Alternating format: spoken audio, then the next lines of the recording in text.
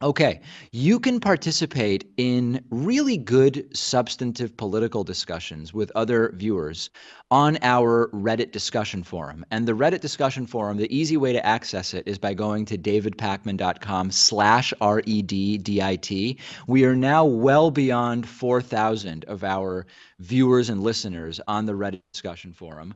We have moderators on the Reddit discussion forum. So if you're concerned that there is just going to be endless, annoying trolling, you don't have to worry because we have really, really good moderators there. It's free and some really good conversations are going on. I was browsing the Reddit this morning and found some really good conversations that are going on that I want to mention to you. One of them is a really interesting discussion of last week's story about journalism licenses. Journalism licenses was this rhetorical bill that was proposed by Congressman Jim Lucas. And it was sort of meant to make a point about gun licensing, the idea being, hey, we have a Second Amendment which gives us a right to own firearms. And if you're going to license firearms owners, then what about licensing people who are operating under the First Amendment, freedom of the press, licensed journalists? And we pointed out when we did the story that there is absolutely no equivalence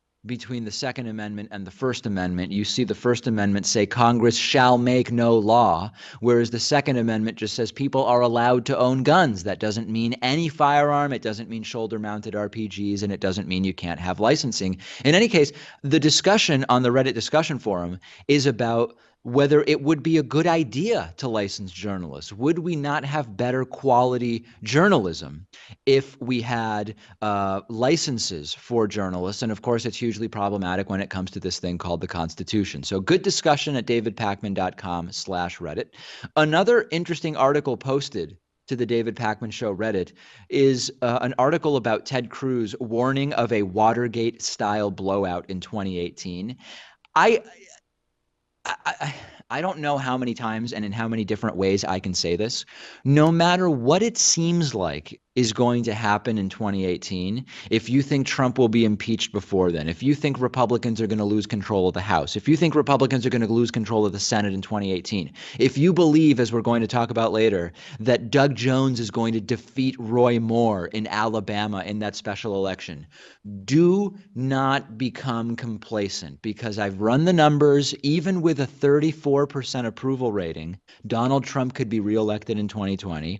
And the biggest mistake that progressives could make in the midterms is just assuming, because of how absurd the Trump administration is, that Democrats are just going to laugh all the way to inauguration or all the way to the bank, as it often is with our national elected officials.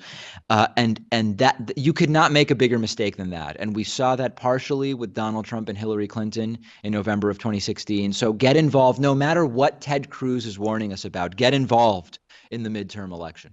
Also on the Reddit discussion forum, the NFL so far has decided not to create a rule that would make it official policy that NFL football players have to stand during the national anthem. And of course, this relates to the major protests that Donald Trump has also become involved in surrounding kneeling during the national anthem before NFL games. And there's a discussion about whether the NFL has done the right thing or not done the right thing in terms of the policy around standing, kneeling, sitting, or doing whatever else you want during the national anthem. And it's an interesting discussion I invite you to participate in.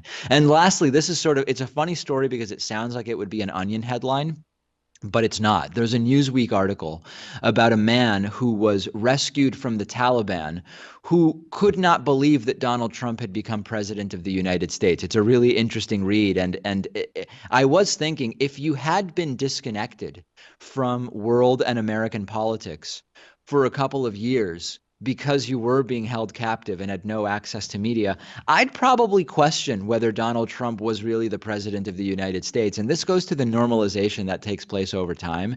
Over the period that Donald Trump has been in the public eye, we've seen the normalization of so much crazy that many of the stories that should be scandals that we hear about day to day right now, they sort of fall into the background. And this is a double-edged sword. If everything is a scandal, nothing is a scandal. And that's why we we need to be in the media, responsible with which stories we're going to make the truly big deal out of.